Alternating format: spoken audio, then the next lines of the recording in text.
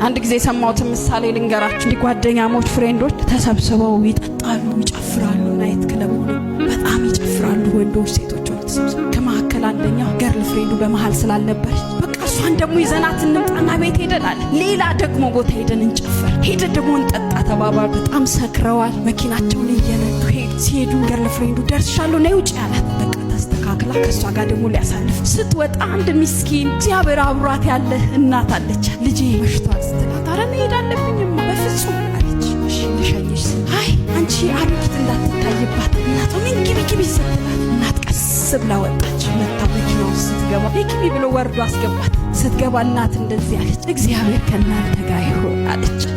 አላት እግዚአብሔር ከናንተ ጋር ይሁን። ኖ ቦታ የለኝም እዚህ ከኋላ ፒካፕ ጀርባ እንቁላል አለ፣ እንቁላሉን ጠጋ አድርጎ ከፈለገ ይቀመጥ አላት። ብቻ እግዚአብሔር ከናንተ ጋር ይሁን ብላ ገባች።